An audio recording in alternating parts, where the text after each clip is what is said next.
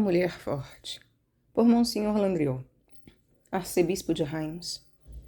Conferências feitas às senhoras da Associação da Caridade. Canal Leconde.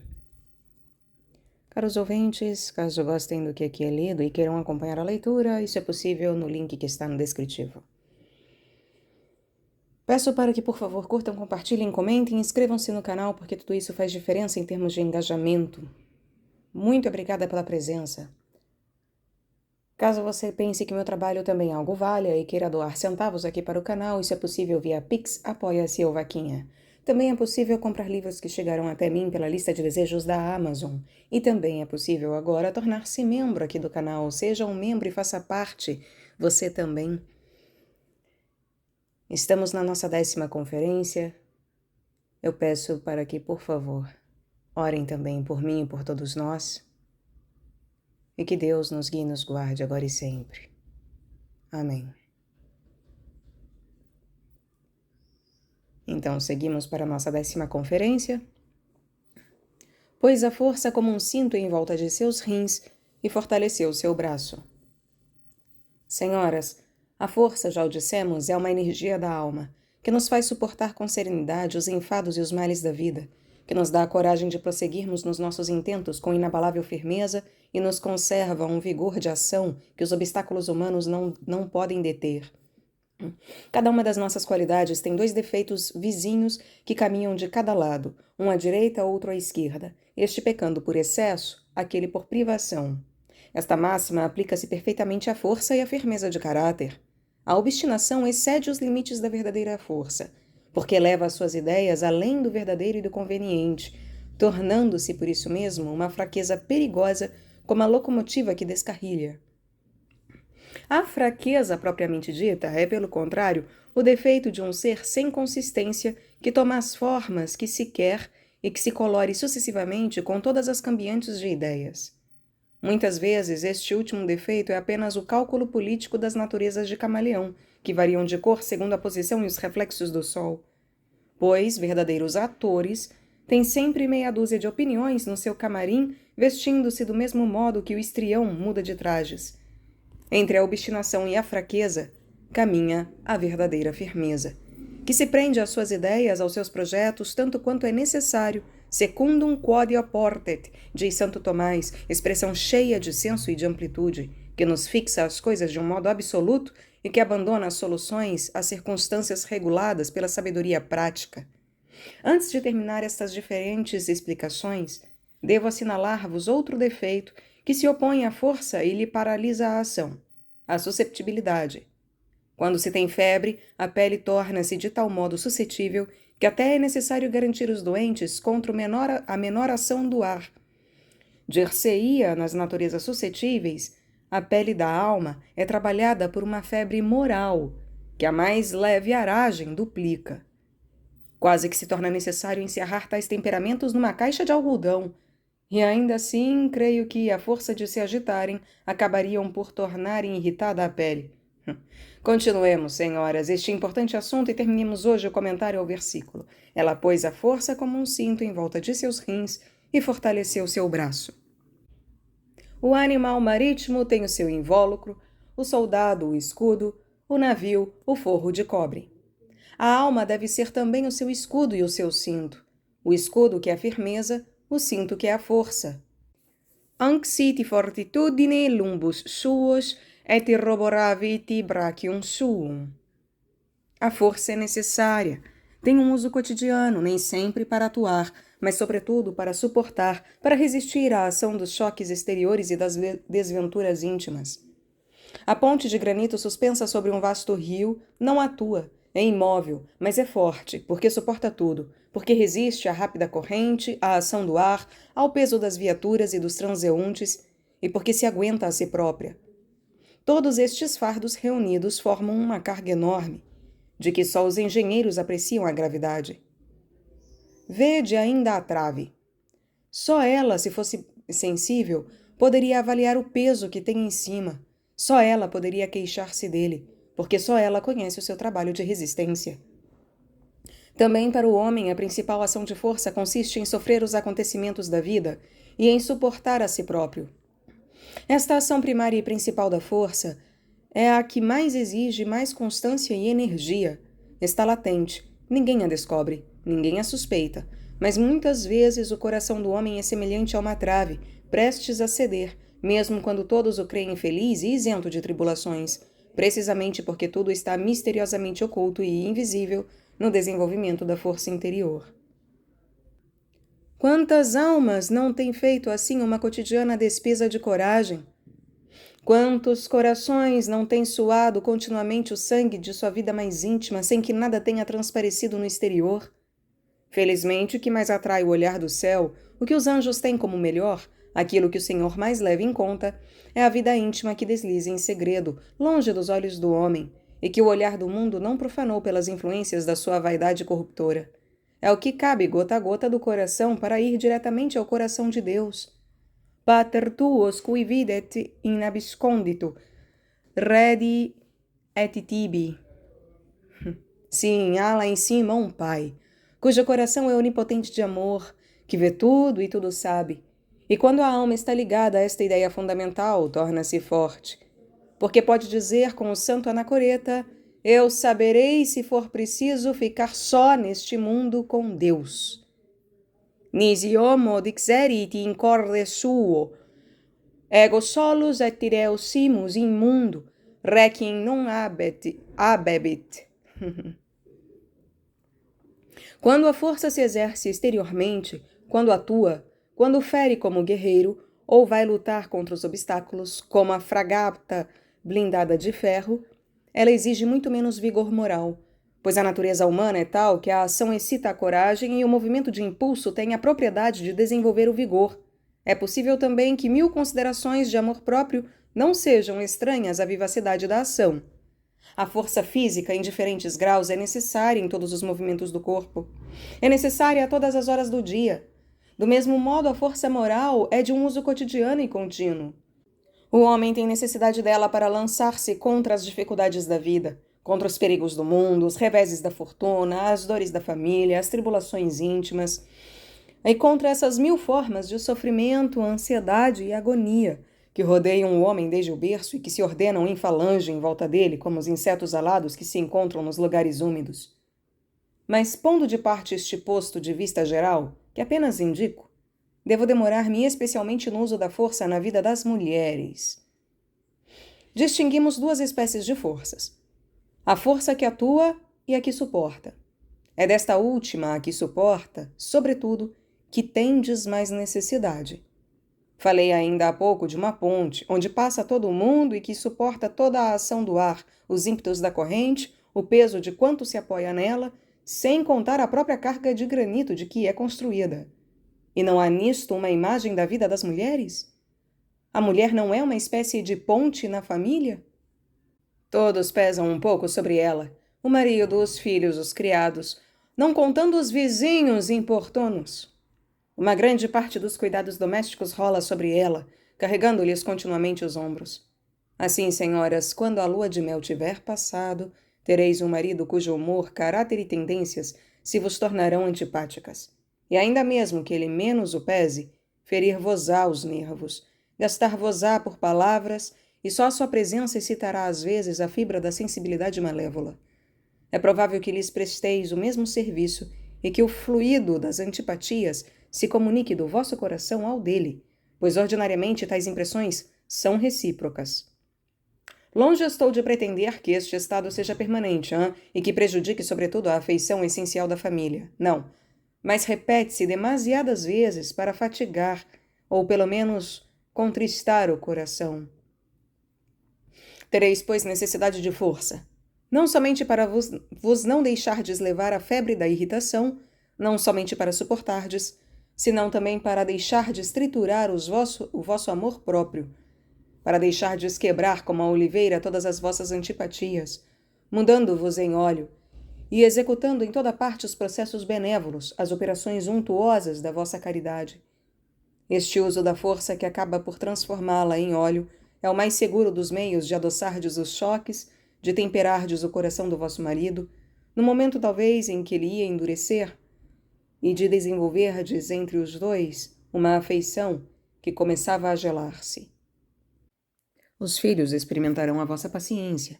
Tereis de tratar com naturezas excelentes no fundo, mas de difícil humor, de caracteres ásperos, bons corações, mas más cabeças, cujo ruído bastará para vos fastigar.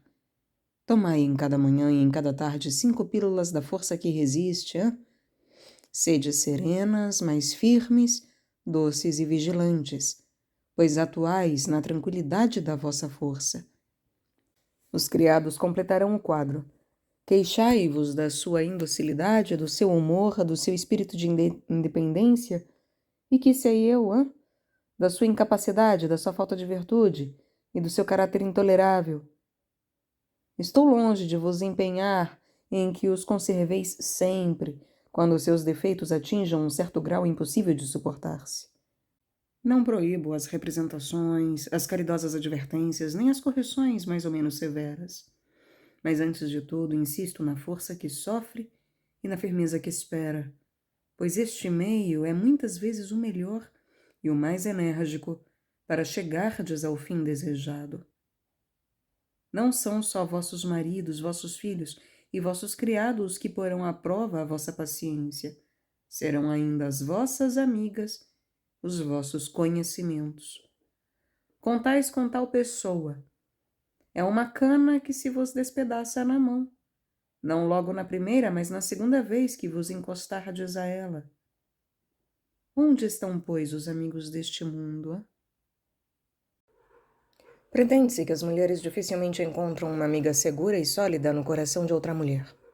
Os naturalistas explicam estas dificuldades por 1000 considerações sobre as antipatias naturais, sobre as questões secretas da vaidade, em que é raro que duas brilhem igualmente com o mesmo esplendor, sobre o não sei quê de frágil que existe na flor e nas construções de vidro.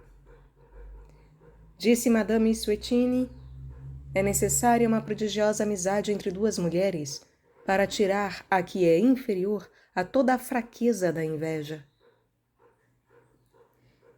Admitamos que possais encontrar verdadeiras amigas, então. Mas ajuntemos, para permanecermos na verdade, que são raras. Contais com certo coração como com o vosso. Um dia chegar-vos ao ouvido um vago zum-zum, vem em seguida as suspeitas, e por fim a certeza. Essa pessoa atraiu-vos 1000 vezes de um modo mais ou menos grave, foi infiel no que há de mais sagrado na amizade, e essa nova subida é como a onda violenta contra o navio da vossa alma. Que abalo no coração! Outras vezes são os vossos parentes. Quantas dificuldades nas famílias, não? Quantas misérias, quantas antipatias secretas. Cada um produz o seu contingente, e algumas vezes os que gritam mais alto não são os menos espinhosos. Mas longe encontrareis os vossos inimigos, porque quem é que não os tem na terra? Vós tê-lo-eis, talvez porque os vossos defeitos vos terão atraído, mas essa razão não é única. Tendes uma inimiga em determinada pessoa porque lhe prestastes um serviço, e para certas naturezas não há crime maior do que o de as condenarem à condição inferior em que as põe o reconhecimento. Tal pessoa tem-vos inveja. É talvez porque tendes uma qualidade boa, ou porque brilhais muito para ela. Por que me atacas? Perguntava uma vez o pirilampo a um vil animal, tão feio como venenoso. Porque brilhas, respondeu ele. Esta resposta é a explicação de um grande número de ódios, de vinganças e irritações.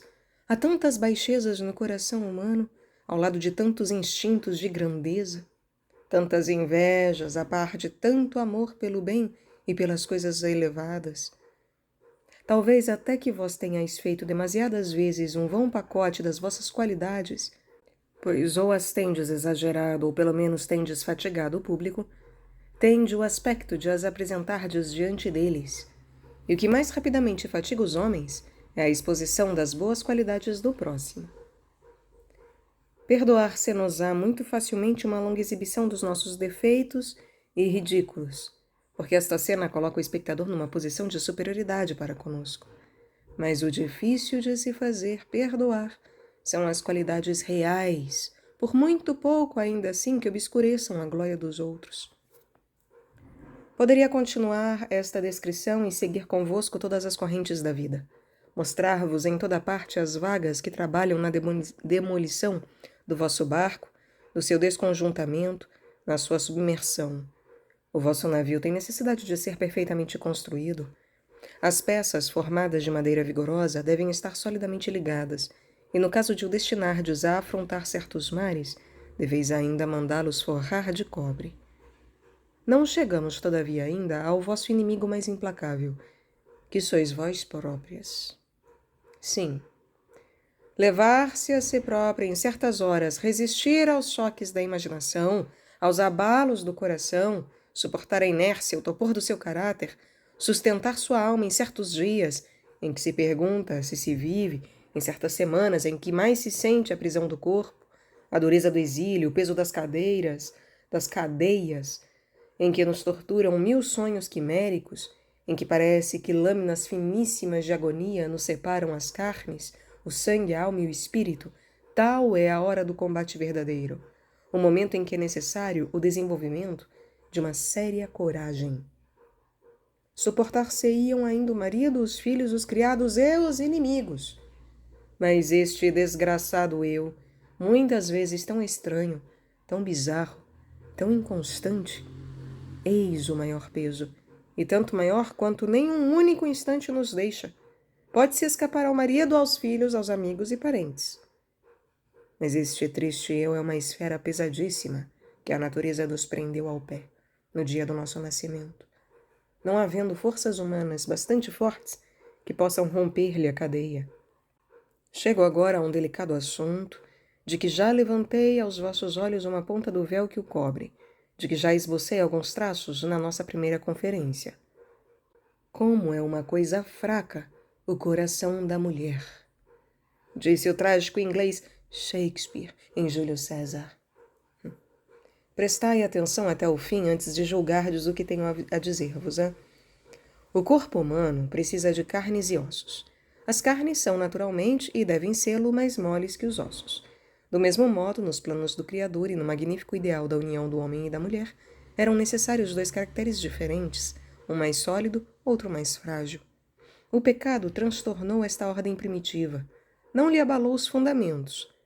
A missão da mulher exige alguma coisa mais doce na alma e nas formas, mais elástico, mais semelhante ao galhardete que se reprega e se torna, assim, mais facilmente o ornamento da árvore na qual está suspenso. A existência somente de partes sólidas neste mundo produziria o mais solene enfado da imobilidade geométrica. Depois, a fraqueza do coração. Quando é contida nos limites da virtude e da sabedoria, é a mais doce imagem da bondade de Deus. A família seria incompleta, mesmo sob o ponto de vista moral e sob a relação de influências que devem exercer-se, se não houvesse em casa mais que o caráter viril do marido. Bem vedes, pois, senhoras, que não sou um severo acusador, mas a natureza mais frágil e mais elástica da mulher pode degenerar, e muitas vezes degenera, sobretudo na nossa época, em verdadeira fraqueza, em fraqueza mais ou menos culpada, mais ou menos nociva nos resultados. Depende isto da maneira mole e muito fácil com que se educam as meninas? Da ausência de verdadeiros e sólidos princípios religiosos? Será necessário acusar a febre de ideias, a agitação dos homens e das coisas que fazem da sociedade uma vaga sempre em movimento?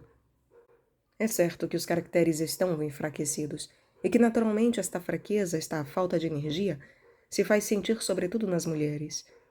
Será necessário atribuir ainda este triste resultado às leituras enervadoras que amolecem mais e mais as almas, aos sonhos quiméricos, que são os maiores dissolventes da força moral? Nós cremos que a reunião de todos estes elementos diversos contribui para a produção do mesmo efeito. E agora, sobretudo, pode-se, salvo raras e honrosas exceções, repetir com o trágico inglês como é uma coisa frágil o coração da mulher. Esta fraqueza é causa de um outro defeito que se censura em várias mulheres, a teimosia.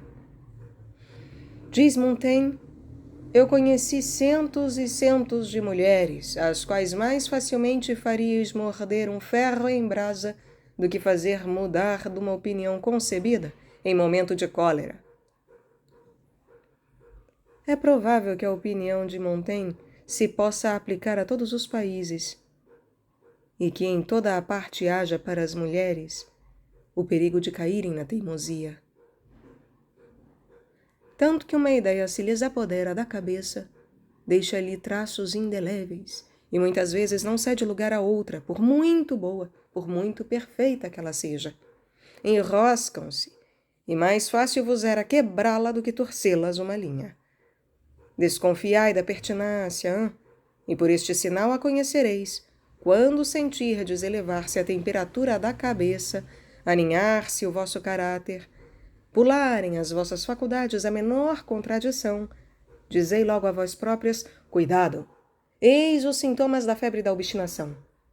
Já lhe sinto as tremuras. Ajoelhai imediatamente aos pés da cruz e dizei a Deus, Senhor, defendei-me a mim própria contra as minhas fraquezas, contra as minhas obstinações. Retemperai minha alma na vossa graça, a fim de que ela não se obstine nunca e conserve sempre a flexibilidade da inteligência e da caridade. A mulher é fraca por natureza, por compleição, por temperamento em consequência de sua educação. Feminium genus plerunc sane est, et anima et corpore prorsus imbecilum. E todavia, quando a alma da mulher é excitada por uma generosa dedicação, quando sobretudo o amor de Cristo está no seu coração, ela é capaz de quanto há de mais elevado no pensamento, de mais nobre no coração, de mais heróico na coragem, de mais perseverante na luta. Diz São Crisóstomo, há mulheres que não somente têm sido mais corajosas do que os homens, senão que também chegam à impassibilidade dos anjos. As que, semelhantes ao rochedo imóvel, são e só, não têm sido arrastadas pela onda, mas que até um quebrado em volta de si o mar espumante, tinham a solidez do ferro e a límpida dureza do diamante. Sim, senhoras, se a natureza vos não deu, no mesmo grau que ao homem, a força moral ativa, a graça pode operar em vós uma obra de transfiguração e comunicar-vos, sobretudo, a força de paciência, a força de inércia inteligente, a força do rochedo à beira-mar, o qual vê as ondas levantadas contra ele permanecendo imóvel, o que faz com que em breve as disperse em frementes e se desfaça em espuma. É especialmente esta força de longanimidade que eu vos recomendo. Raramente tendes ocasião de exercer a força ativa, e se esta ocasião se apresentar, sabereis, como mulher forte, fortalecer o vosso braço e dirigi-lo sabiamente e com energia para a ação. Mas habitualmente sedes fortes pela vossa impassibilidade, pela abnegação e pelo sacrifício. Tomai ao pé da cruz, nas vossas comunhões, nas vossas meditações, a elástica tenacidade para o bem, que vos converterá em heroínas no lar doméstico.